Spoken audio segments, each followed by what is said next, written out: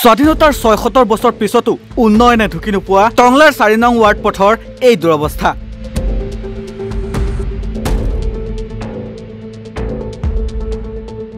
চৰকাৰ আহে আৰু যায়, পিছে ৰাস্তা ঘাট তেনেকৈ থাকি যায়। সুইজাৰলেণ্ডৰ সপোন ৰচা পৰিৱৰ্তনৰ শ্লোগান দি ক্ষমতালৈ অহা বিজেপি UPPL চৰকাৰে পালন কৰা নাই প্ৰতিশ্ৰুতি। বিশেষকৈ টংলাৰ চিত্ৰনগৰৰ ৪ নং ৱাৰ্ডৰ পথ উন্নত কৰাৰ ক্ষেত্ৰত ধৃতৰাষ্ট্ৰৰ ভাও লৈছে স্থানীয় EM বিধায়কে, যাৰ পৰিণতিত টংলাৰ ৪ নং ৱাৰ্ডৰ চিত্ৰনগৰবাসীয়ে ভুগিছে এতিয়া জিয়াটো। বাৰে বাৰে জনপ্ৰতিনিধিক আহ্বান জনাই আহিছে যদিও কোনো ধৰণৰ সুফল নাপালে টংলাৰ এই সকলোকে। এইটো হৈছে টংলাৰ চিত্ৰনগৰ ৪ নং ৱাৰ্ড তথা বিধানসভাৰ অধ্যক্ষ বিশ্বজিৎ দৈমাৰী আৰু BTRৰ কাৰ্যবাহী সদস্য EM দিগন্ত বৰুৱাৰ গৃহ সমষ্টিৰ সদাব্যস্ত এটি পথ।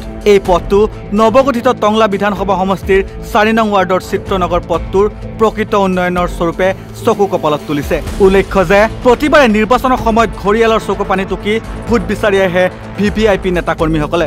ৰজা ঘৰিয়াৰ বৰমূৰীয়া নেতাসকল এই পথটোৰ প্ৰতিদিনে অহা যোৱা কৰে যদিও আজিলৈকে চকুত নপৰিল, যাৰ বাবে আগন্তুক নিৰ্বাচনত ভোট বৰ্জন কৰাৰ সিদ্ধান্ত গ্ৰহণ কৰিছে গাঁওবাসীয়ে।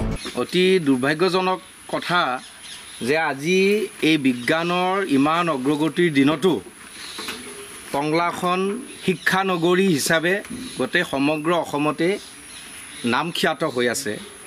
তৎসত্ত্বেও আমি দক্ষিণ চিত্ৰনগৰৰ এই জোৰপুখুৰীৰ পৰা সোমাই অহা এই উত্তৰৰ ফালে সোমাই অহা এই ৰাস্তাটো আজি কমেও 10 বছৰমানৰ পৰাই সংঘৰ্ষ কৰি থাকিব লগা হৈছে। ইতিমধ্যে আমাৰ এই ৰাইজৰ 2-এজন ব্যক্তিয়ে আপোনালোকৰ ওচৰত নিশ্চয় মত পোষণ কৰিলে যে আমি দল সংগঠনৰ হৈ ইয়াৰ ৰাইজে হৈ আমাৰ যিবিলাক জনপ্ৰতিনিধি আছে তেওঁলোককো আমি বাৰম্বাৰ অনুৰোধ কৰা হৈছিল।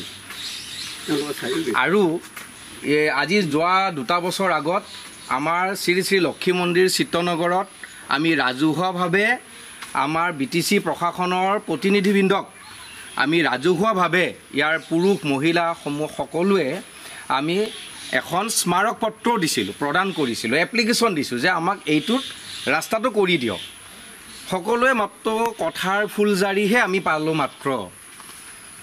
ইতিমধ্যে এইটো এটা অপেন চিক্ৰেট হৈ আছে। আমি অনুভৱ কৰিব পাৰিছোঁ 2 মহৰ যুঁজত দক্ষিণ চিত্ৰনগৰ অঞ্চলৰ এই ৰাস্তাটো হোৱা নাই। ইফালে জনপ্ৰতিনিধি আছে, আনপিনে এইটো আমাৰ মুদৈবাৰী সমষ্টিৰ এটা অতি মানে জনাজাত এটা এলেকা। ইয়াৰ সকলো বাসিন্দাই আমি ইতিমধ্যে আমি ভোট দিয়াৰ ক্ষেত্ৰত আমাক যি প্ৰতিশ্ৰুতি দিছিল ৰাস্তা ঘাট লাইট সকলোবিলাকৰ পক্ষত থাকি আমি ভোট প্ৰদান কৰিছিলোঁ, মানে উন্নতিৰ হৈ। কিন্তু সেই উন্নতিৰ মুখ আজিলৈকে আমি দেখা নাই। বোকা পানী খচি ইফালে আমি গৈ থাকিব লাগে, আৰু ইফালে না এটা ষ্ট্ৰীট লাইট আছে, না এটা আমাৰ বোলে ৰাস্তা এটা আছে। সদায় বাৰিষা হ'লে এটা 6 মাহ পানীতে থাকে, এইটো সদায় পানী থাকে। গতিকে দুৰ্ভোগ আৰু ইয়াতকৈ আপোনালোকে নিজে চকুৰে দেখা পাইছে। এতিয়া আমাৰ এই অঞ্চলৰ এই লাইনটোৰ মানুহখিনিয়ে পইচা তুলি আমি এই কামটো এতিয়া কৰি আছোঁ। কিন্তু কেতিয়া চৰকাৰৰ আমাৰ BTC প্ৰশাসনেই হওক, আমাৰ স্থানীয় আমাৰ যিবিলাক আমাৰ ইয়াত জনপ্ৰতিনিধি আছে তেওঁলোকে এটলিষ্ট দয়া কৰিলে আমি অলপ নিশ্চয় আনন্দিত হ'লোহেঁতেন। আৰু আমাকতো ব্যক্তিগত একো চৰকাৰৰ পৰা ব্যক্তিগতকৈ আমাক লাভ নালাগে, কাকো চাকৰি দিব নালাগে। ৰাজহুৱা যিবিলাক সম্পত্তি এইবিলাকত মেৰামতি কৰি দিয়ক, ৰাস্তা ঘাট বনাই দিয়ক, লাইট ভাল কৰি দিয়ক, ড্ৰেইনেজ ছিষ্টেমটো কৰক। কিন্তু টাউন কমিটিত আজি 4-5 বছৰ আগত BTC প্ৰশাসনত সকলো টংলাৰ ভিতৰত যিমান গলি আছে সব গলিত মানে ৰাস্তা হৈছে, কিন্তু দক্ষিণ চিত্ৰনগৰ এইটোত এটা ইটা পৰা নাই। আৰু ইয়াত এটা ইটা পৰিবৰ কাৰণে কোনে বাধা দি আছে, তাৰ কাৰণে কাৰ পক্ষপাতিত্বত ইয়াত এটা ইটাও পৰিব পৰা নাই। এইবিলাক আমাৰ কাৰণে ডাঙৰ প্ৰশ্ন হৈ আছে, আমাৰ কাৰণে ডাঙৰ প্ৰশ্ন।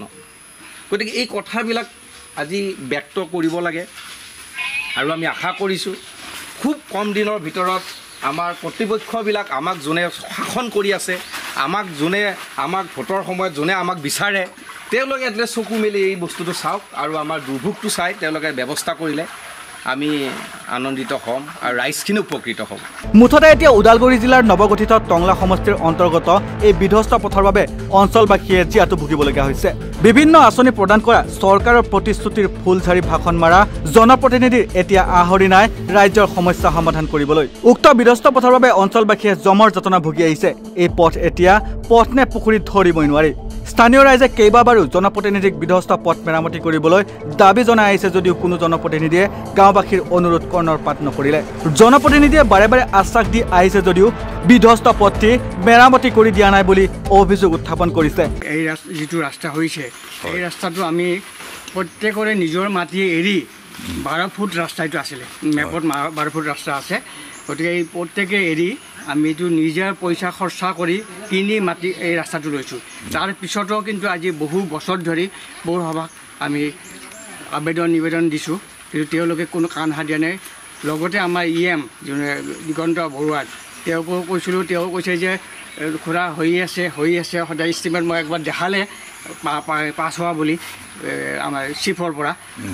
তাত মোৰো নাম আছে যে অমুকৰ সন্মুখত এই ৰাস্তাটো এইটো হেৰি চেংচন হৈছে বুলি কৈছে, কিন্তু আজি চেংচনে হৈ আছে।